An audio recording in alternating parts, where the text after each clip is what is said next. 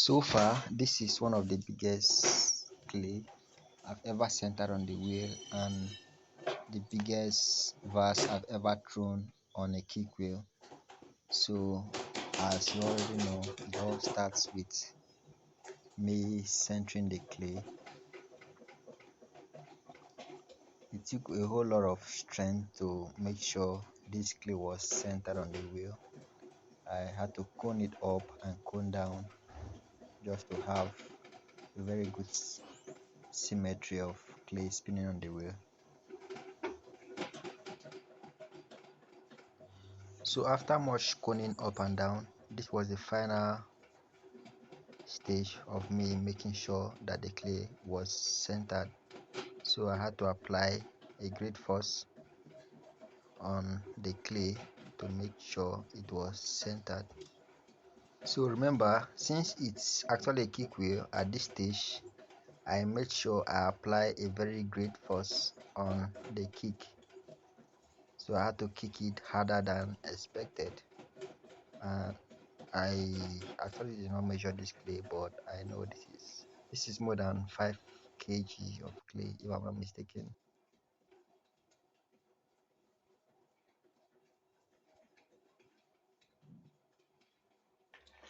So immediately the clay was centered from my eyesight, I proceeded with the opening process.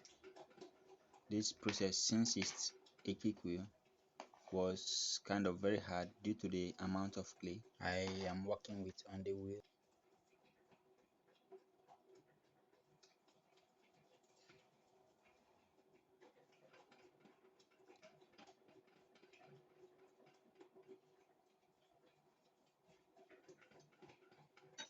So immediately I was okay with the width of the open clay, I proceeded with the pulling. But having in mind that this mass of clay on the wheel, I utilize a technique I have actually practiced and mastered over time, which works best for me when throwing large clay on the wheel. So one thing I've actually observed lately, and I'm actually going to take it into consideration, is I think last year most of the videos I actually posted were just um, fast forwarded. I think that's the best word to use.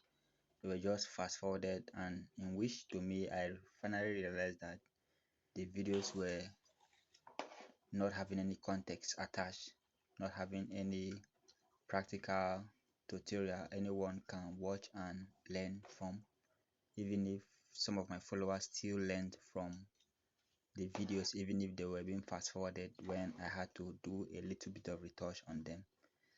So I'm going to work on that this year, starting with this. So if you actually love content like this, educational content like this, or tutorial based content like this, you can just let me know in the comment section so that I will have that in mind as well. So back to this video. So when making pools like this, that is great mass of clay like this one, so what you just need to do is make sure you have a whole lot of patience to work with, because when I was actually working on this, I actually almost gave up on this piece because it was taking a whole lot of time. So this piece you're actually seen here, when making pulls for pieces like this on the wheel, you just have to make sure you work with your precision and your patience, making sure that you are very stable on the wheel and not the other way around. So you must make sure, just like what you see me doing here, the back of my hands that was going to be touching the wall of the clay inside. So I had to make sure I wet it, if not it can get stick to the clay while I pull.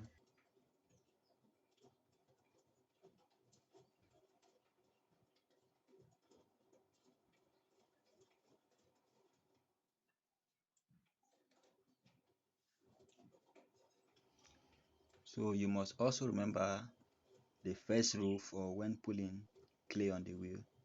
Must make sure your hand on the inside is pushing towards your hand on the outside, while your hand on the outside pulls the pushed clay upwards.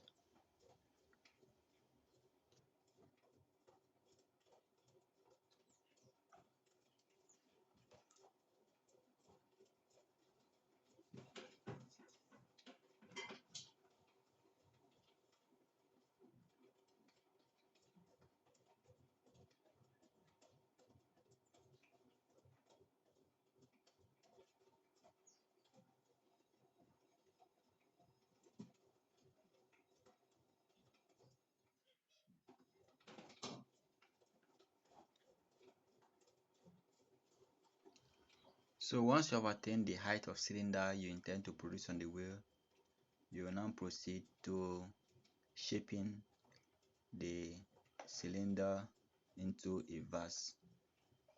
That is, the cylinder aids you to give you that the height of the vase you intend to produce, having at the back of your mind that vases are not bowls or mugs, and also it's based on the height of vase you intend to produce on the wheel.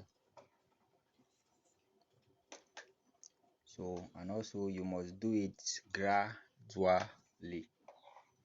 The pulling process must be gradually, if not, due to the size of the vase you're actually producing on the wheel, you might just get it destroyed in the twinkle of an eye.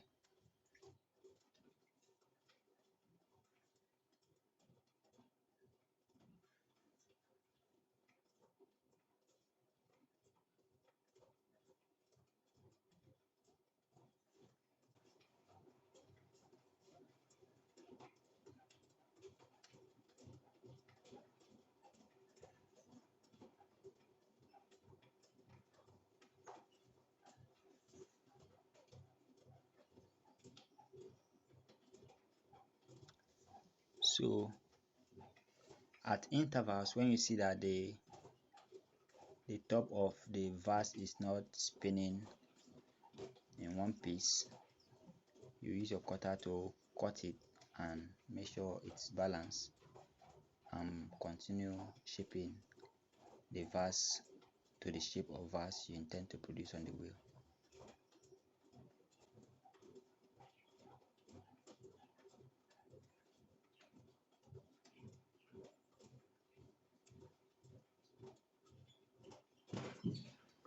And also you must not forget, when the water inside the vase gets too much, to use your sponge to take them off while you continue the trim, because if the water inside the vase while still being thrown gets too much, it can destroy the base of the vase even before you cut it out from the wheel.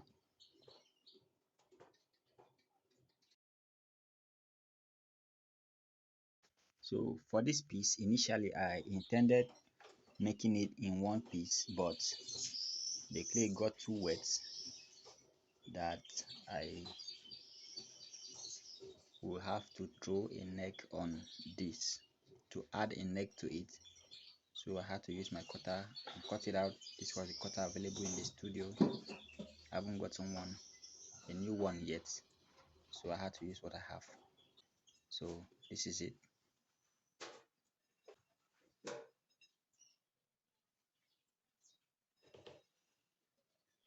So for delicate forms like this, except being thrown on a bat, must be left on the wheel to set a bit before being taken out from the wheel. See you on the next one. Bye.